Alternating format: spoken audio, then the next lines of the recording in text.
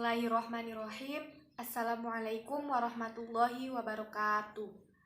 Perkenalkan, nama saya Intan Anindya Fawati dari Universitas Muhammadiyah Cirebon, Prodi Manajemen Pemasaran semester 5.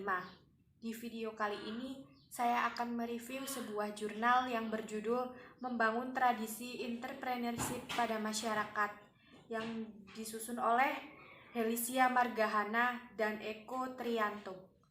Baiklah, langsung saja saya akan mereview jurnalnya. Yang pertama itu ada pendahuluan. Entrepreneurship menjadi jalan yang paling efektif di tengah himpitan ekonomi yang semakin besar dan lapangan pekerjaan yang semakin sempit. Untuk membangkitkan kembali kehidupan perekonomian masyarakat. Menurut David, suatu negara dapat menjadi makmur jika sedikitnya memiliki 2% entrepreneurship dari jumlah penduduknya. Menteri Koperasi dan Usaha Kecil Menengah UKM, Anak Agung Gede Ngurah Puspayoga, mengatakan rasio entrepreneurship di Indonesia terbaru sudah meningkat menjadi 7%, lebih dari total penduduk Indonesia. Pada tahun 2014, rasio entrepreneurship di tanah air baru 1,55%.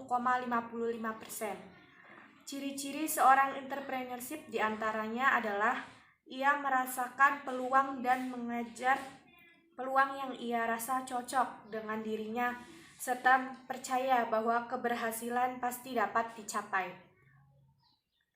Berikut beberapa alasan penting untuk memiliki jiwa entrepreneurship, diantaranya yaitu yang pertama ada jumlah lapangan pekerjaan semakin bertambah, yang kedua ada jenis lapangan pekerjaan semakin beragam, yang ketiga ada mengurangi tingkat pengangguran, yang keempat mengurangi penyakit sosial di masyarakat, yang kelima meningkatkan kesejahteraan secara ekonomi, yang keenam meningkatkan taraf ekonomi suatu wilayah, dan yang terakhir ada meningkatkan stabilitas ekonomi bangsa Indonesia. Selanjutnya di sini ada pembahasan, yaitu setiap bahasan mengenai entrepreneurship atau kewirausahaan memberikan beragam definisi entrepreneurship. Dapat diartikan sebagai kegiatan entrepreneur.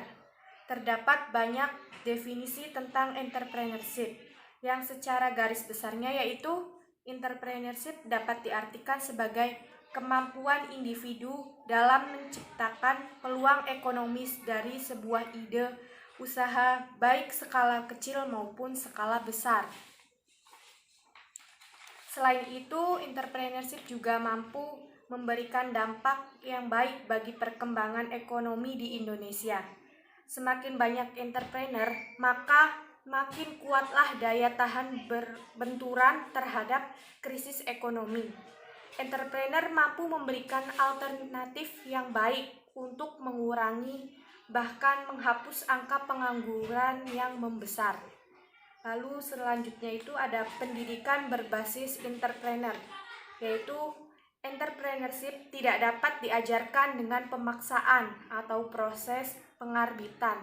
Meskipun sebagian besar entrepreneurship memang lahir dari keterpaksaan atau kesulitan hidup yang memaksanya sejak kecil harus berusaha untuk bisa survei, menurut Bambang Trim pada tahun 2010. Entrepreneurship juga adalah sebuah semangat perjuangan, mempertahankan hidup, mengembangkan kreasi dan daya inovasi. Berdasarkan penelitian yang dilakukan oleh Ahmad dan kawan-kawan pada tahun 2013 menjelaskan melalui pendidikan, seorang entrepreneur dapat diajarkan dan diciptakan. Pendidikan entrepreneurship adalah pendidikan yang berbasis eksperiential atau pengalaman, yang lebih mengedepankan praktek di lapangan yang didukung oleh pengetahuan dasar di kelas.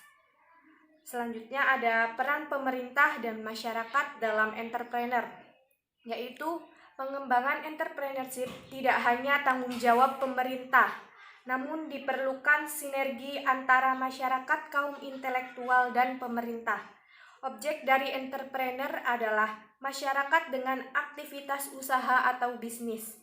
aktivitas usaha yang dilakukannya itu, masyarakat tentunya akan berdampak terhadap perekonomian secara keseluruhan, meningkatkan pendapatan masyarakat, dan pada akhirnya menambahkan pendapatan negara. Selanjutnya ada entrepreneur dan peranannya dalam perekonomian. Bentuk kegiatan ekonomi bisnis baru yang dapat dilahirkan oleh wirausaha antara lain.